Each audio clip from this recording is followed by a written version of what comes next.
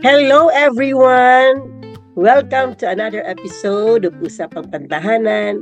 And today we will be discussing preventing kitchen hazards, food safety hacks, and of course, from a very good friend from Canada with teacher Genevieve Roy. And she will be introduced by my loving and dedicated partner. And of course, Mommy Fem, I would like to say hello to everyone.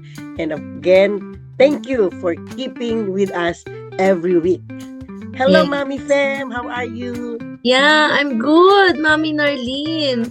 And I'm very, very happy because, of course, one of our friends from Canada graced us for this episode. And we are really proud to present a very important topic, most especially for our homemakers, which is, of course, preventing kitchen hazards. Our guests are going to share with us food safety hacks so that we can prevent kitchen hazards and, of course, Yes. protect our family from food poisoning. And before we hear from our special guest, hi, Teacher Genevieve. Roy, I would like to introduce her. Okay, so our special guest for today is none other than Teacher Genevieve Roy.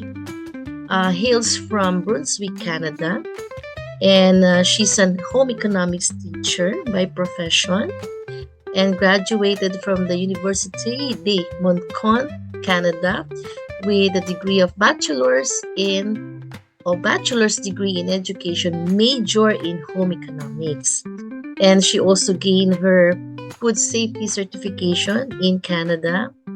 And of course, she's very passionate about cooking and obviously about food safety practices.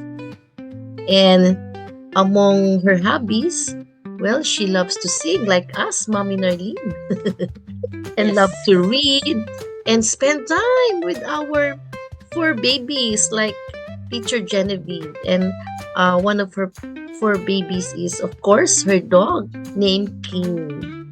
Now, without further much ado, we will now hear from teacher Genevieve about preventing kitchen hazards, food safety hacks.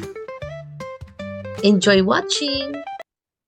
Hello, everyone. My name is Genevieve Roy, and I am a teacher in Canada. It's my first year teaching. I just graduated from university with a major in home economics, and I was kindly invited to speak on this YouTube channel about a home economics subject that I find is important. So today we will be speaking about food safety. Okay, so today's learning points. We will be talking about, first of all, what is food safety, foodborne illnesses, potentially hazardous foods, what is cross-contamination, and the proper food storage in the fridge for your food, temperatures to remember, and then we will have a little conclusion. So first and foremost, what is food safety? So here is a definition from the World Health Organization dating in 2019. So food can become contaminated at any point from production to consumption. While the primary food safety responsibility lies with food producers, many foodborne diseases are caused by improperly prepared or mishandled food at home, in food service establishments, markets, or even in the farms. In this video, we will focus on how to properly prepare and handle food at home, but here is a definition of what is food safety. So here, the Government of Canada also states that every year more than 4 million Canadians get food poisoning. That is also known as foodborne illness or food-related illness. Symptoms usually include nausea, vomiting, diarrhea, stomach pain, and fever. Usually people recover quickly with no lasting complications, but in some cases, serious complications can occur, including death.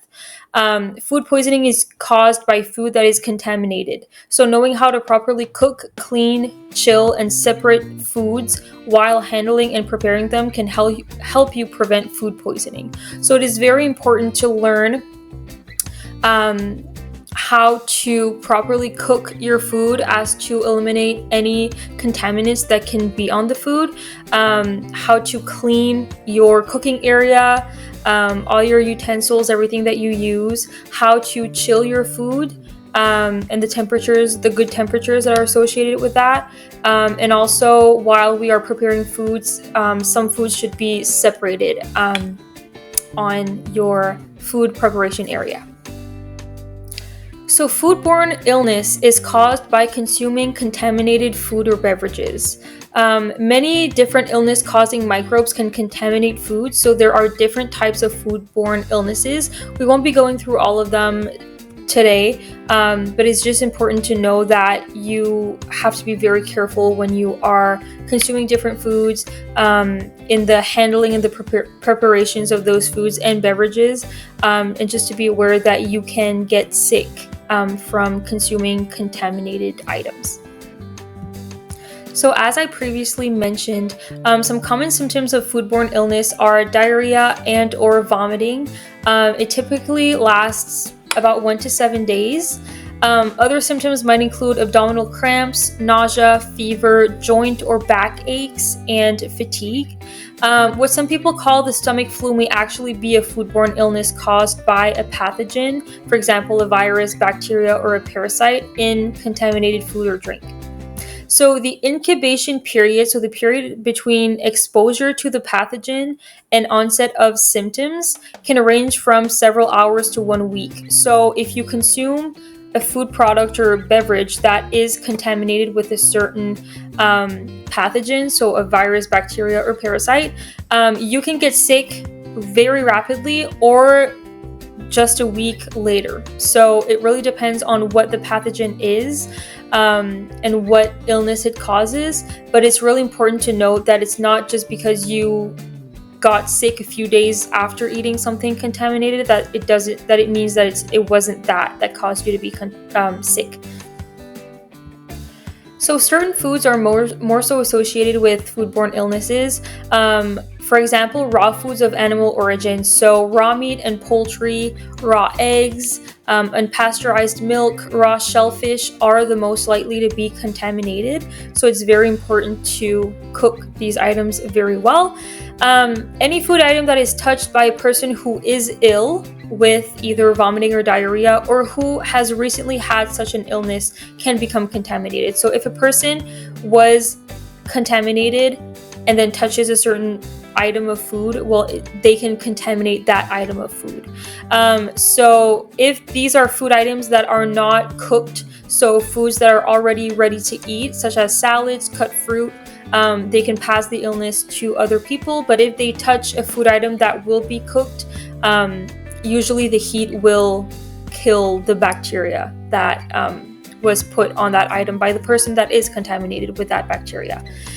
Fruits and vegetables can also be contaminated with animal waste when it is used to fertilize produce in the field, or some unclean water is used for washing the produce. So it's very important that you remember to wash your produce at home. Once you get your items from the store, you have to wash your fruits and vegetables with clean water. All right, so potentially hazardous foods. So there are foods that are more likely to be contaminated with certain pathogens. And I'm sorry, the image is written in French. My first language is French, if you can't tell by my little accent when I speak English. But I will go through these food items with you. So some potentially hazardous foods can include dairy products, eggs, poultry, beef, pork, lamb, any raw meat, fish, sprouts, shellfish, soy, tofu, some oils used for cooking, melons, and some cooked rice, cooked potatoes, and such. So some microorganisms grow fast in certain foods, so that's why we have to really be careful in the preparation of these foods, as well as how we handle them and we store them, to make sure that we don't encourage that microorganism growth in these foods. So in melons, actually, microorganisms, pathogens, or chemicals can be on the skin of the melon. And if we don't wash the melon well, when we cut the melon with a knife, these bacterias or pathogens can actually get into the fruit, and then we eat that fruit, and we can contaminate ourselves. For cooked rice, uncooked rice can contain spores of a certain bacteria. I will not try to name it, but it's written here. This bacteria can cause food poisoning. So this bacteria can also survive the heat that is used when we cook the rice. So the longer that the rice that is cooked is left at room temperature, the more likely it is that the bacteria or the toxin will continue to grow and make the rice unsafe to eat. So you could get sick if you eat that rice. So it's really important that once your rice is cooked, if you eat it right away, the rest, if you have leftovers, you put it in the fridge and make sure that it is cold enough. And you should actually only reheat rice once and make sure that it is really hot. So steaming all the way through to make sure that if there is any bacteria or anything in it, that you have killed most of what you can with the heat to prevent yourself from getting sick once again. So now we're going to be speaking on cross-contamination. So what is cross-contamination? Well, it is when the transfer of harmful bacteria to food from other foods, cutting boards, and utensils if they are not handled properly.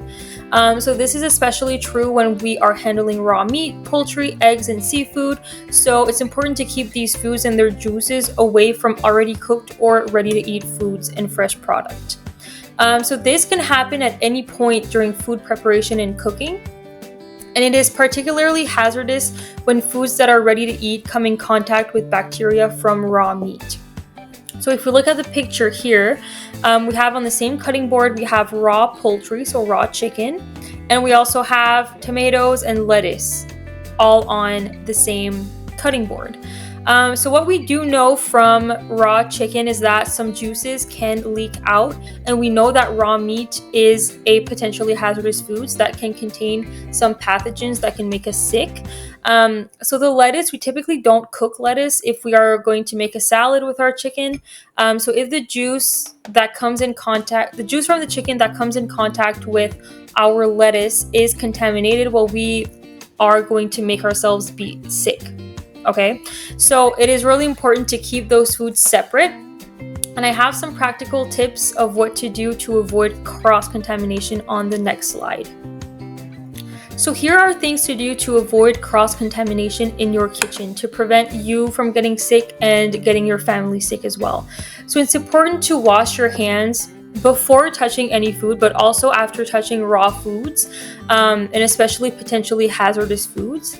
We never want to let raw foods such as meat leak on ready-to-eat foods or already cooked foods. So by ready-to-eat foods is food that is either already cooked, ready for us to eat, or foods that we don't cook, such as salad.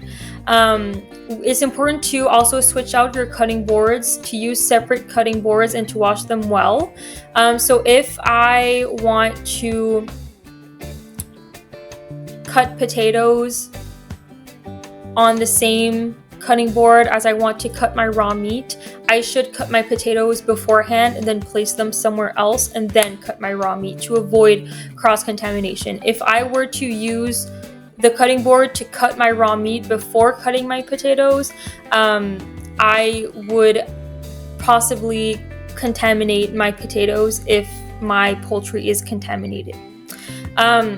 It's important to wash everything that comes in contact with these items very, very well. Another helpful tip could be to color code your cutting board. So if you have different colored cutting boards at home or different sizes, you can associate a certain cutting board with a certain food item. So this is just an example here. So if you have a yellow cutting board, you could use it for raw poultry. If you have a green cutting board, you could use it for your fruits and vegetables that you won't be cooking. A red cutting board for raw meat, blue cutting board for cooked food, and so on and so forth. So if you use different cutting boards for different food items, you are reducing the risk of cross-contamination in your kitchen. Also, when your cutting boards are getting old and used, so they have a lot of like knife marks that are getting deep, in the cutting board, it's important to replace them and get new ones because bacteria can hide in these creases and they're harder to clean and get all the bacteria out. It's important to also clean and disinfect areas and tools that have come into contact with potentially hazardous foods. Never use contaminated water to rinse or clean foods or surfaces. So it's important to use clean, drinkable water to clean your fruits and vegetables, for example, or your cooking surface in your kitchen. And also never use the same utensils that you used on raw meat with other foods. So we want to prevent that cross-contamination from ever happening in the first place. So if we talk about food storage, this is really important. So how to organize your fridge, right? To prevent, once again, cross-contamination, it is important to remember that you don't want your raw meat to be on the top shelf because if your raw meat leaks, it can leak onto other foods that are on the other shelves below it. So this is an example of how you could use your fridge space to store your food. So on the upper shelves, you want to put your foods that don't need cooking, such as your fruits, vegetables that you won't be cooking. In the middle shelf, all your dairy products would be a good place to store them. And on the bottom shelf, we want to put our wrapped raw meat and fish so they don't leak on items below. It's really important to keep them wrapped. And then if you have drawers underneath that bottom shelf, you can store your veggies, your salads, and your fruits. But it is more helpful if your drawers are like in the middle of your fridge and not at the bottom, just so we prevent cross-contamination even more. But if your fridge is made in the way that it is in the picture, it is okay to have foods in the drawers below the shelf with the raw meat and raw fish, but make sure that your meat and fish is really well wrapped so that the juices can't leak onto the items that are below it. And then in your fridge doors, if you have these shelves, you can store foods that have natural preservatives, such as canned foods and stuff like that. So these are important temperatures to remember. I am pretty certain that in the Philippines, you guys also use Celsius as like a temperature, as we do in Canada. So it's important to avoid the temperatures between 4 Celsius and 60 degrees Celsius. Because it is where bacteria will grow the fastest. So your fridge should be below 4 degrees Celsius. And if you are reheating certain foods, they should be above 60 degrees Celsius. If your potentially hazardous foods was left in these temperatures, so between 4 and 60 degrees Celsius, you should throw them out, throw them away after 2 to 4 hours, because bacteria will have had the chance to duplicate and grow, and you have more chances of getting yourself or your family members sick. Okay, so here I have important temperatures to remember when you are cooking certain food items, especially potentially hazardous foods as we've been talking about. So to measure the temperature of your foods when you are cooking them, you can use different thermometers. So there are digital thermometers, like the one that is at the bottom of the picture, and the top picture is one that you would also, both of them you insert into your food item, and it tells you what the internal temperature of that food item is. It's important if you want to measure the internal temperature of, let's say, a big piece of chicken that you are cooking. It's important that you insert the thermometer in the thickest part of the chicken, because you want to make sure that it is cooked all the way through, right? So I have all the temperatures to remember. I won't go through every single one of them with you, but let's see the top one, for example. So if I'm cooking a whole poultry, so a whole chicken, we want the internal temperature to reach 82 degrees Celsius or 180 Fahrenheit for at least 15 seconds. So you want your thermometer to be inserted into a very thick part of that whole poultry that you are cooking, and you want the thermometer to read 82 degrees for at least 15 seconds, and then you know that the internal temperature has reached the right temperature and that it is safe to consume that piece of food. So the heat tends to kill a lot of pathogens that can be present in your food, and it is important to remember these temperatures. So it is very practical to have this on hand when you are cooking food to make sure that you reduce your risk of getting sick. So, to conclude, food safety is very important to keep you and your family safe. Remember to always wash your hands and sanitize areas that were in contact with potentially hazardous foods. And by following all these practical steps that I've shared with you today, you will increase your chance of avoiding foodborne illnesses. So I hope you have safe cooking, and I was very happy to share these tips with you. I hope they were helpful, and I hope they were useful to keeping yourself and your family safe when you are cooking. Thank you. Thank you very much, Teacher Genevieve.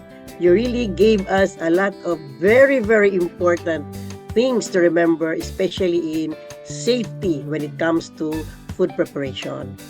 Thank you. And of course, we will try to follow what you have taught us. And of course, our mommies who are preparing their food for their children. And I hope and I pray that they will put into mind all the things that you have taught us. Thank you very, very much. Yes. Thank you, Teacher Genevieve, for all the food safety hacks that you shared with us, especially about the rice, Yeah. right? On how we can prevent food poisoning in storing our rice. And of course, Mommy Nardine, why is it so important to have food safety at home? Bakit kailangan? Alright. Yeah. Bakit siya importante? Okay. According to Lisa Yakas, a consumer product expert at NSF, or the National Sanitation Foundation USA, with more people cooking their own meals at home, it's important to practice the highest standards of food safety, cleanliness, and hygiene. Thank you, Ma'am Narlene, for that introduction. Well, I agree with the consumer product expert Lisa Yakas na, of course, Mommy, when you are cooking at home, it is so important because in our home, of course, this is where we feed our family, and whatever will happen, Mommy Narlene, when it comes to food safety at home, the mother or the parents are fully responsible because they are the one maintaining the cleanliness and hygiene in the kitchen. Kaya nga, Mommy Narlene, our kitchen, it should be clean every day. Not just the kitchen, but of course, at different parts of the house.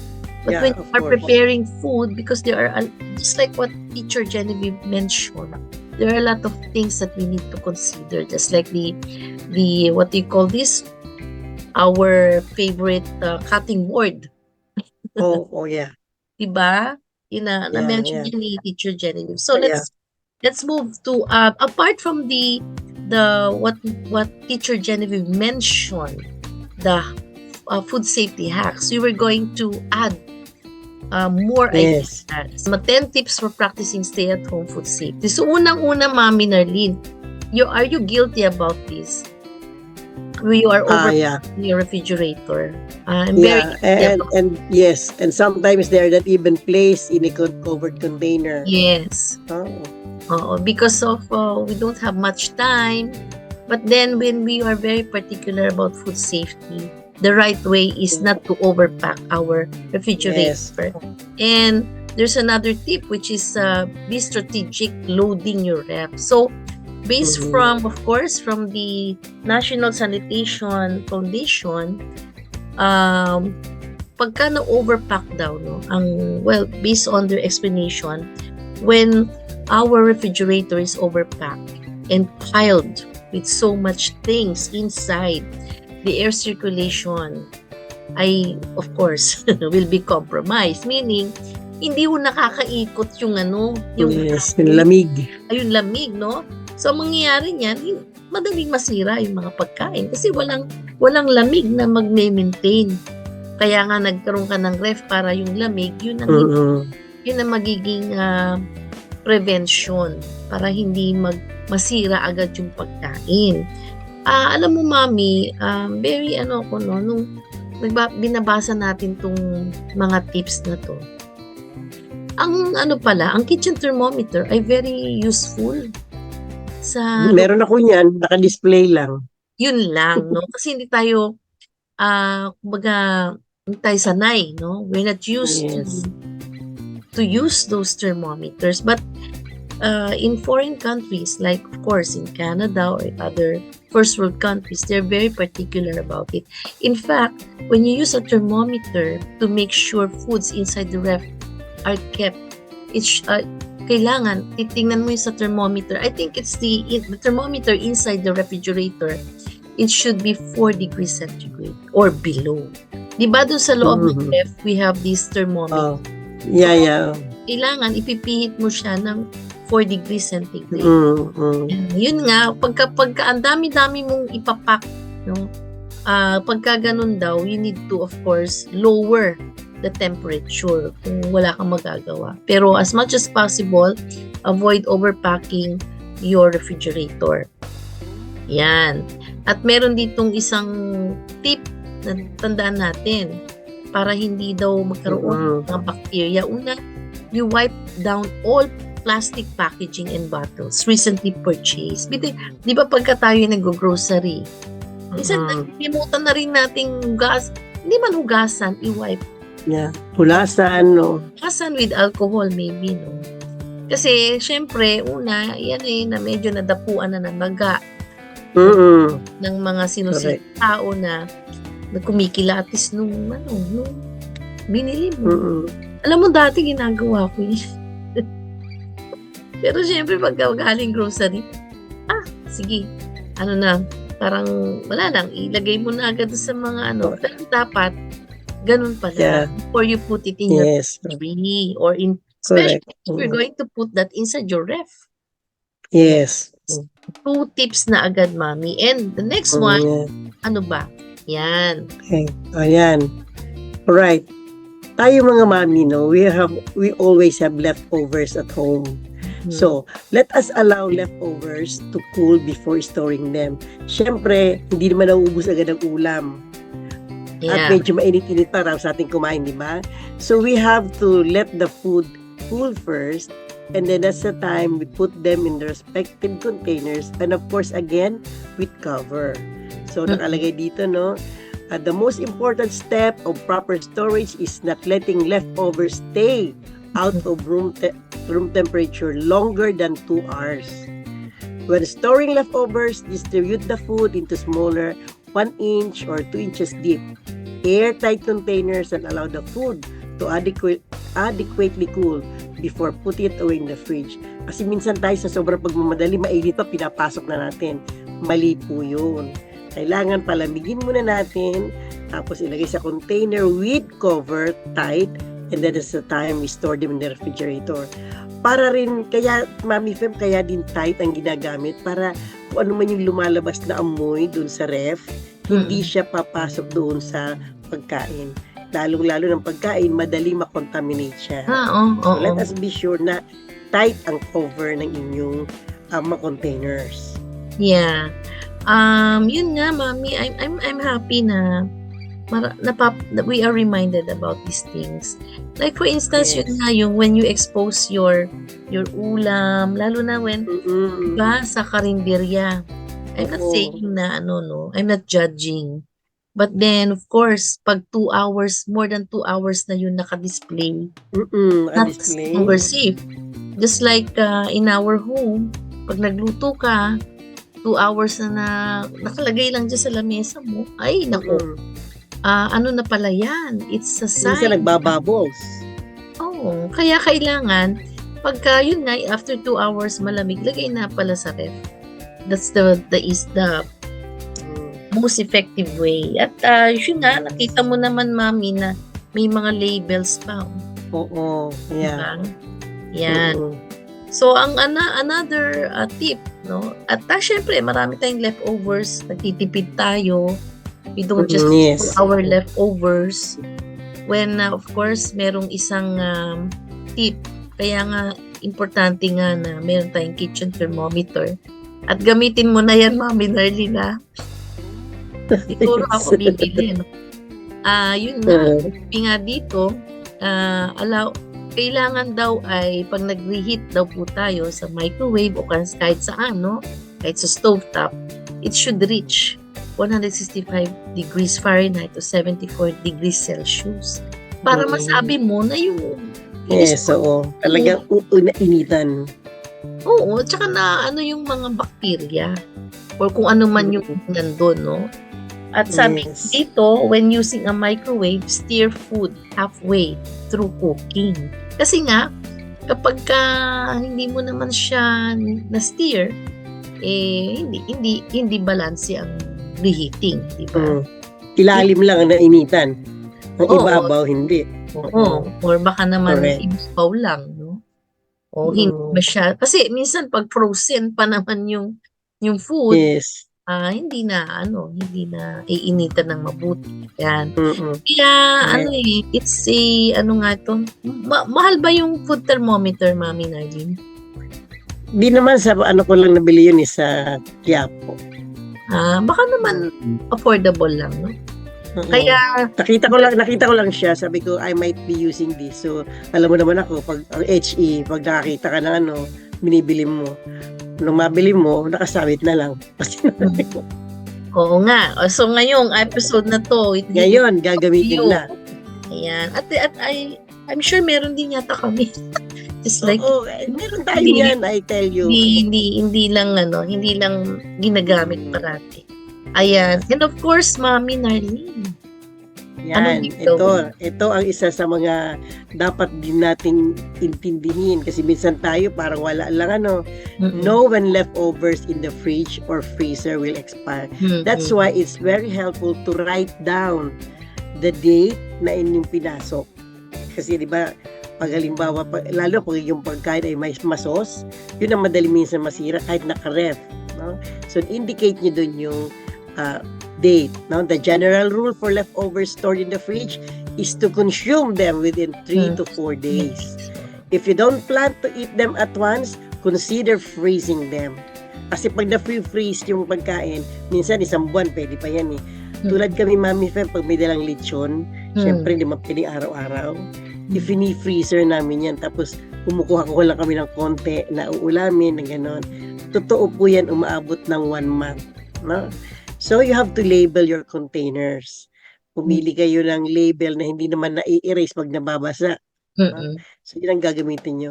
And that will also be very helpful sa inyo para malaman nyo kung kailan na kayo uli magluluto na masarap o ano pang kailan nyo pang bilhin kasi paubos na yung naka-stock yung food. Yan. Oo, na-amaze ako dito sa sinishare ng National Sanitation Foundation tungkol dito sa mga leftovers crayon. Labeling leftovers, no? Yung pangsulat. Pwede mo siyang mabura eh. Itong may isa silang ginagamit yung Sharpie na pwede mo din siyang burahin. Oo. Para naman hindi mahirap para sa atin mag-label. Yes.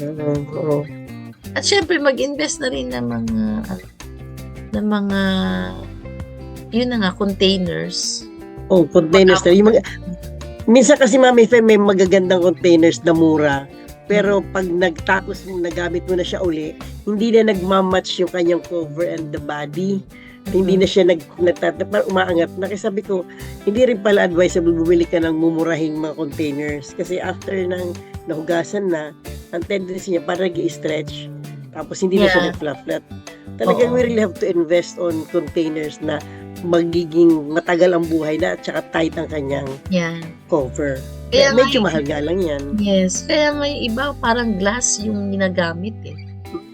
Glass containers na may cover. May kamahalan lang. Yung iba naman, yung mga disposable Oo, yung mga tab. Tab. Tab. Oo. Pwede rin naman. Nakakadagdag ka Kaya, naman sa environment. yun lang. Yung Kaya lang, plastic. hindi siya reusable pala. So, Nga, reusable reusable. na microwavable. Pwede rin yun. Pero madali rin din mag-crack, magbalimit mo rin siyang ginagamit sa ano. O yun Sa, lang, in the long run. Oo, kagagaling sa ref, tapos hugas, ref. Yan. Anyway, walang forever. Pero okay na rin tong yung glass or yung plastic na maayos. Okay? Yeah. And of course, next is, ito mami, I'm guilty of this, no? Yung towing ng frozen foods. Lalo pag nagmamadali. Oo, mami. Sabi nga, ang pinaka mainam para daw po iwas bacteria, no? Lalo na yung ating mga of course mga karne, 'di ba? Tulad nung tip dito, no? You need to thaw it in the ref. Ibig sabihin gabi pa lang. Gabi pa lang. From the freezer, ilalabas mo na siya. Pero sa loob ng ref. Oo, sa loob kasi ng ref, tulad nung nabanggit kanina ni Teacher Genevieve, meron siyang sa pinakailalim siya. Para yung mga juices nung meat ay hindi magko-contaminate sa ibang food sa loob ng refrigerator. Kaya nga sabi, thawing time is 4 to 5 hours, no, for most foods when using this method. Yun nga lang, kailangan may meal planning ka kasi dapat para malaman mo ano dun sa ref yung kailangan mo ilabas at para ma-thaw mo inside the ref. Now, there's another way, no, bukod dun sa mahaba na 4 to 5 hours. You can do this, yung just run under cold water yung tinotow. Pero syempre, if you're going to thaw the meat, hindi mo siya aalisin sa cover niya. Diba? Yun. And then of course, if you set the frozen food in water, change the water every 30 minutes to keep the food from getting too warm. Minsan di ba napapabayaan na natin, lalagyan natin ng water yung frozen meat na covered, and then napabayaan na natin, naka 2 hours na, ay nako, yun na. Hanggang sa lumambot. Lumambot na siya at warm na, yun, medyo siya, hindi siya maganda dahil, of course, lalo na kung ang meat na yan, yung chicken pa naman. Yeah. Oo, correct. So kailangan, every 30 minutes, titingnan mo. Or, itong pinakamainam, kung may microwave ka, I think ito yung pinakamadali. O, thaw or defrost in the microwave. Yes. Yan. Ang sabi nga dito, ito ang isang method na if you plan to cook the food immediately afterward. Ibig sabihin, gagawin mo to, yung talagang halos magluluto ka na. Yan. So, I think, for me, investing in microwave oven is also time, naman. You can make use of your time wisely because paano mo siya, mamamaximize mo yung oras. Hindi ka na kailangan mag-intay ng 4 to 5 hours or ng 30 minutes, every 30 minutes papalitan mo. Pero pag sa microwave, right away, thaw na siya. Yes, oo. Correct. Yun ang pinakamainam. And then next, okay. So, frozen foods the right way. Diba? Nag-thaw tayo, pero ano ang right way to thaw? Remember never to thaw food on the countertop or at room temperature as it can cause uneven temperature throughout the food. If you do cook from frozen, cook time will take approximately 50% longer than the recommended time to fully thawed or fresh meat and poultry. Yun ang sinasabi kanina ni Ma'am Pem na kailangan gabi pa lang, kung yun ang lutuin mo, ilababa na doon sa baba ng refrigerator mo na lang ito. Kasi mahirap naman, Mami Fem, na gabi pa lang, ilalabas mo na. Siyempre, yung temperature sa labas. So, tama, doon sa refrigerator, doon na muna patulugin sa lugar na pwede na siyang mawala yung kanyang mga ice. And never po, kasi minsan tayo nagmamadali, pinapatong lang natin sa countertop, o hintayin natin ganun lumambot. Mali po yun. Kasi at the same time, yung mga nasa kapaligiran mo, maaring ma-absorb ng pagkain. Lalong-lalo na, Mami Fem, kung meron kang sibuyas na naka-open dyan, naku, magma-mighty force yan ng bacteria. So that will be very harmful for our children. Diba? Yes. Oo. Akala natin ganun-ganun lang ang pagto, no? Patong lang, tapos. Mali pala yun. Yung kalaban natin, hindi natin nakikita eh. Yes. A microorganism that you can just see under the microscope. Diba? Malalaman na lang natin, masakit ng tiyan natin. Napaka-powerful ng mga microorganism, yung mga bacteria, Yeah. mga kung ano-ano. Kaya, importante talagang ating pagtuunan ng pansin, yung food safety practices sa bahay. And yun nga, Mami, tulad ng nabanggit mo, just to emphasize, just in case kinulang ka sa oras, medyo matigas pa yung karne, kailangan mo na siyang lutuin. Sabihin 50% longer ang kailangan mo idagdag sa cooking time. Kung fully thawed yung meat, kung kunyari 1 oras mo siya kailangan na lutuin, ngayon magiging 1.5 hour. Na matigas pa yung karne. Yan. So, para ho talaga fully cooked na siya. And next, of course, pay close attention to expiration dates, Mami Narlene. Sige, go. Oo. Ito minsan tayo ay laging nag-risk, no? Kasi lalong na kung marami pa. Kasi sinasabi din nila na hindi pa naman daw yun ang expiration date. Meron pa yung room for pero depende din siguro yan sa item na pinag-uusapan natin. So, but nevertheless, we have to pay close attention to expiration dates. Kasi di rin natin alam kung along the way, yung mismong product ay meron nang namumuong mga bacteria sa doon sa loob ng lalagyan.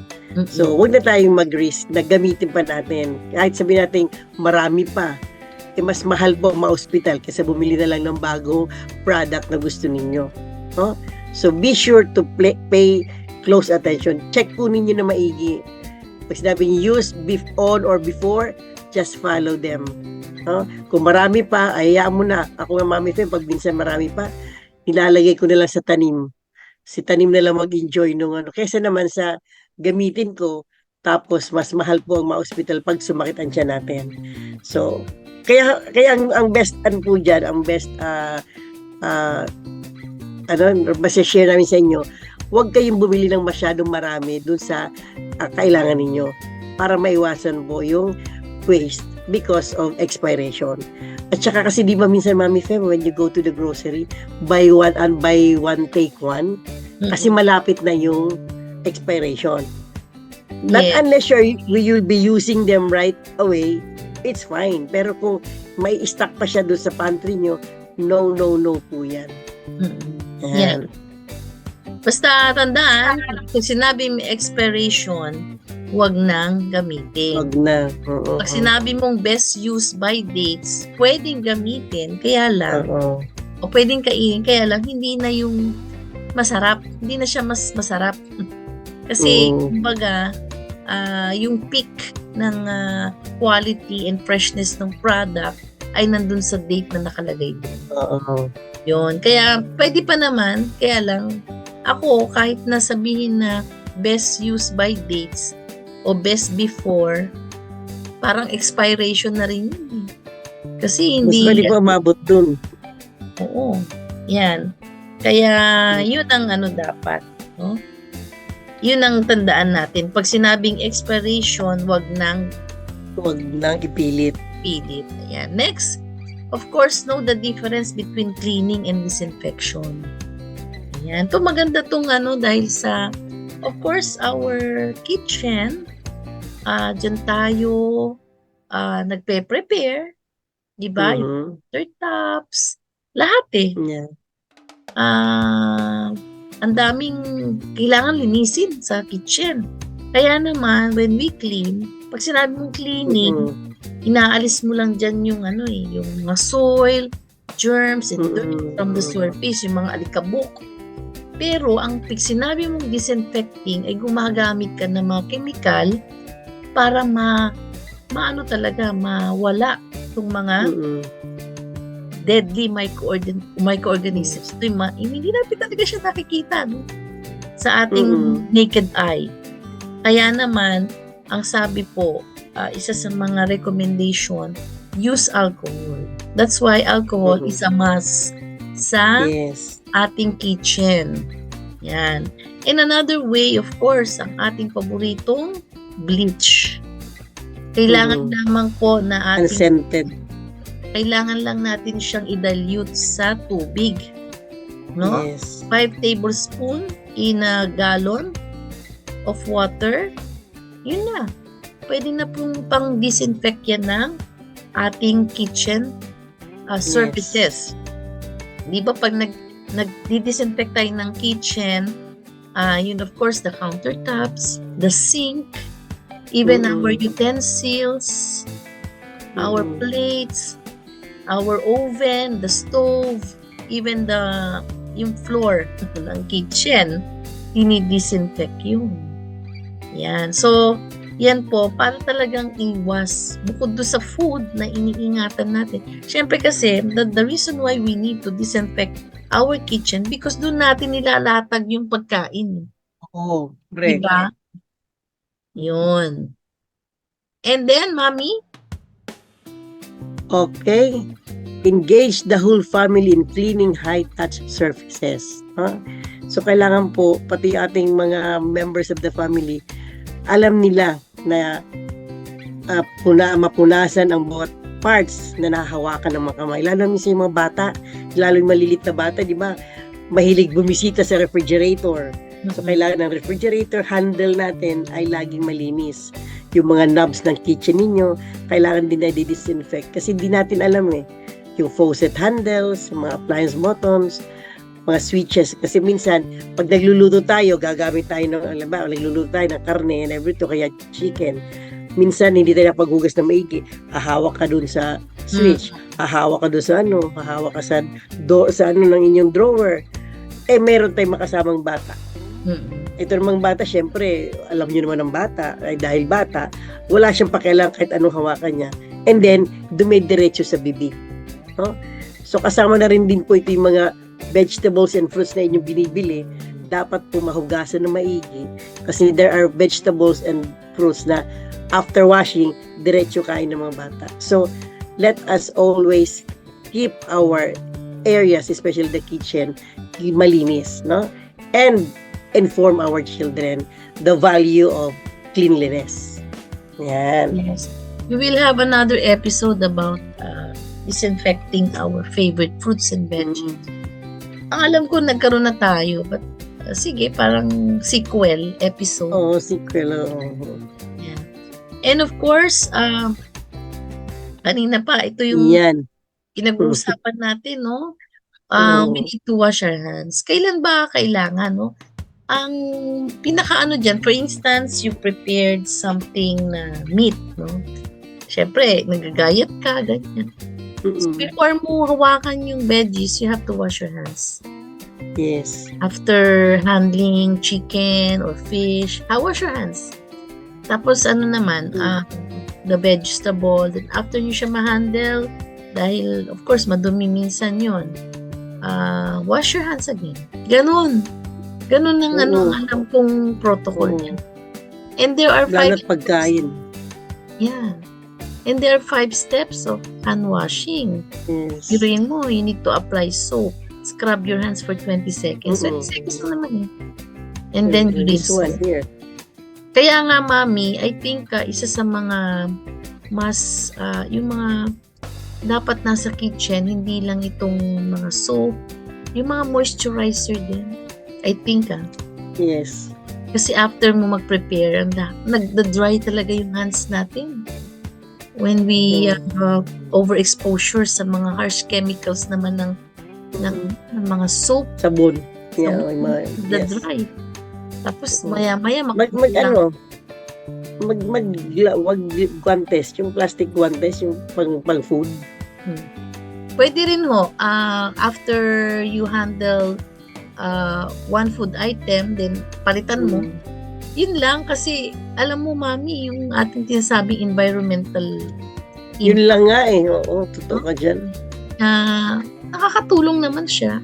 Kaya lang kung parati mo siyang ginagawa, I think it's better Tatambak. Oo. mag-wash ka na lang ng hands, di ba? Yes. Oo. Yan, which is hindi naman mahirap mag-wash. Oo. Diba? Ayun. So, let's see it, Mami. There's the additional top 10 tips for practicing stay-at-home food safety. In addition to what Teacher Genevieve Roy shared with us. That's why we are again grateful for our guest speaker for today. Yes. Biruin mo, from Canada pa siya. And Oo nga. regards from... International na tayo. Yes. Regards from Canada, Teacher Genevieve Roy. Ayan, Teacher Genevieve. She's pretty. Yes. A very pretty home economics teacher. Yes. Hope, Lahat yata ng HE magaganda eh. yes. We're very happy that you were able to share some of the learnings. And Yes. of course, I think, I know that our Filipino audience here, of course, in our country, in the Philippines, will really appreciate your efforts in Yes. helping us understand Yes. about different food safety hacks in the kitchen. And of course, thank you, Mommy Narlene, for for your time to Of help course. me with this episode, which is for me, it's a very relevant episode since most of our mothers are Close to our hearts. Oh, and they are preparing food every day. And sometimes, hindi nila masyadong naalala. So, we are here to remind them that Yes. there are safety hacks that they can, food safety hacks that they can practice at home. So, to prevent, of course, food poisoning and other. Mami Fem, add ko lang po ha. Kung gusto niyo maghugas ng mga vegetables ninyo, yung water, dagdagan nyo lang ng baking soda. And let it stay for a while. Kasi makikita po ninyo, maglalabasan yung dumi doon. Tapos, of course, then, wash nyo uli ng running water. Ako, Mami Fem, medyo maarte ng konti. Mga mamis? Hindi ako after ng washing ng running waters from the faucet, patutuloyin ko. Ang last kong pinanghuhugas po ay yung mineral water para safe and sure. Hayaan mo na, mura na lang naman yan ang mineral water. At least, pag inanon mo siya doon, sigurado ka na yung tubig na ginamit mo, hindi tubig na katulad ng iniinom mo. Ganun po. Yan. Oh, thank you very much, Mami Narlene, for additional tips. Now, what are your parting words, Mami Narlene? Ito na ang sinasabing may hello, may goodbye, no? But we appreciate all our listeners, watchers, our subscribers. Please keep on subscribing. Like, share, and subscribe to our YouTube channel, Usapang Pantahanan. And if it is not asking too much, please also subscribe to my YouTube channel, Lalin's Project, about dressmaking and other activities in home economics. Thank you very much, and Mami Fem, thank you from the bottom of my heart na nagkikita tayo every week through this platform. Yes. All right. And of course, to all our Usapang Pantahanan's avid fans, thank you for watching. Pansamantalang nagpapaalam po. This is Mami Fem. This is Mami Narlene. Dito lamang sa Usapang Pantahanan. Bye. Bye. God bless everyone.